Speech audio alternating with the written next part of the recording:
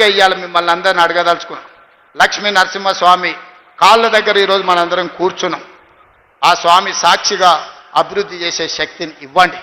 ఈ తెలంగాణ రాష్ట్రాన్ని, ఆగమైన తెలంగాణను మనం పునర్నిర్మించుకుందాం. ఇవాళ ఒక్క నోటీస్ ఇస్తేనే ఆయన ఆగమాగం అవుతున్నాడు.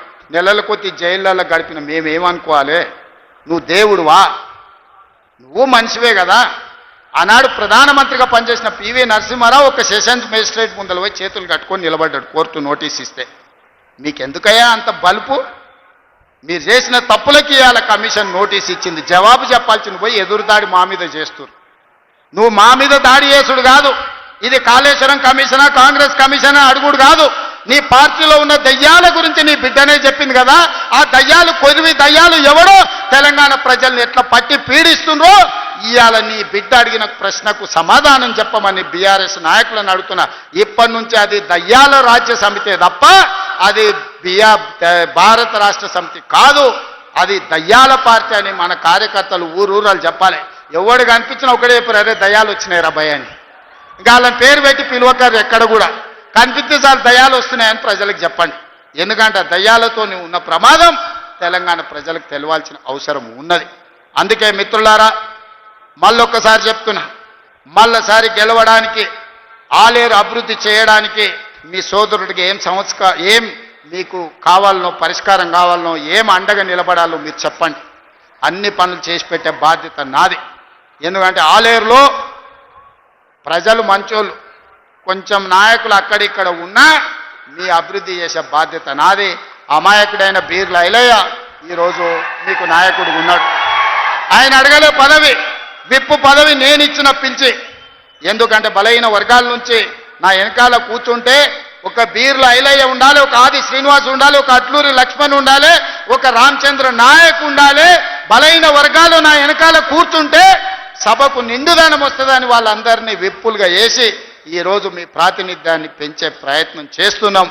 రాహుల్ గాంధీ గారి లక్ష్యం నెరవేర్చడమే నా బాధ్యత అని తెలియజేస్తూ, ఇంతసేపైనా ఓపిక ఉన్న మా సోదరులందరికీ నిండు మనసుతో ఆశీర్వదించడానికి ఇక్కడికి విచ్చేసిన ఆలేరు ప్రజలందరికీ కూడా మనస్ఫూర్తిగా అభినందనలు తెలియజేస్తున్నా.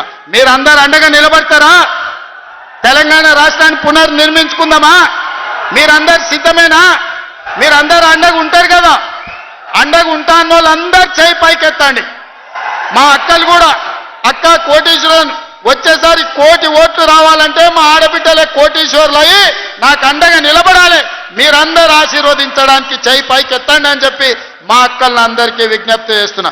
జై కాంగ్రెస్, జై జై కాంగ్రెస్. ధన్యవాదాలు మిత్రులారా.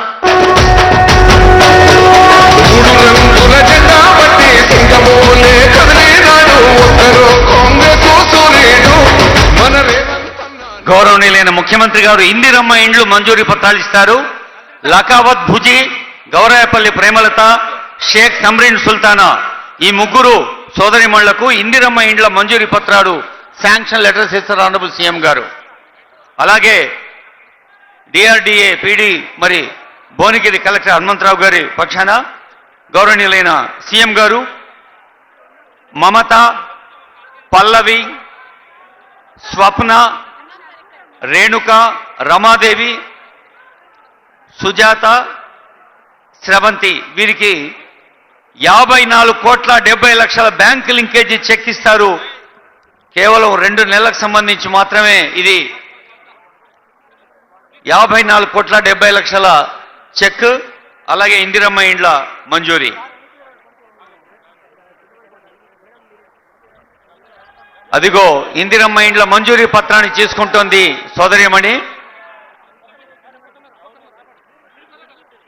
ఇల్లు పేదవాళ్ల కల కాదు, అది ప్రజాపాలన ప్రభుత్వం పేదల కల తీర్చిన కళ అని ఈ వేదిక నుంచి లాంఛనంగా 3 శాంక్షన్ లెటర్స్ ఇస్తున్నారు.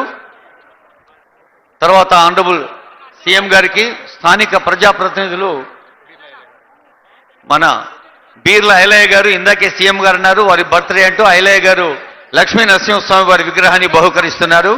అలాగే జిల్లా ప్రభుత్వ యంత్రాంగం, కలెక్టర్ హనుమంతరావు గారు, అడిషనల్ కలెక్టర్స్, ఆర్డీఓ, ప్రభుత్వ యంత్రాంగం పక్షాన కూడా సన్మానం. అదిగో 54,70,00,000 ఆలేరు నియోజకవర్గం కేవలం ఒక్క కాన్స్టిట్యున్సీకే ఈ ఆర్థిక సంవత్సరానికి బ్యాంకు లింకేజీ అది. ప్రతి మహిళను కోటీశ్వరాల్ని చేయాలన్న ముఖ్యమంత్రి గారి సంకల్పంలో ఒక చిరు భాగమే ఈ జెస్చర్ అని తెలియజేస్తూ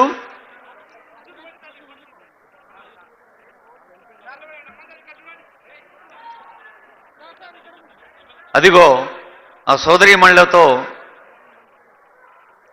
కోటీశ్వరుల్ని, ప్రతి తల్లిని, ప్రతి చెల్లిని ఒక సంపద గల వ్యక్తిగా, సంపద సృష్టించే మనిషిగా, బస్సుల యజమానురాలుగా, పెట్రోల్ పంపు యజమానులుగా కూడా చేసే ప్రయత్నం చేస్తున్నారు. ఇప్పుడు బీర్ల ఎలయ్య గారు ఆత్మీయ సన్మానం చేస్తారు.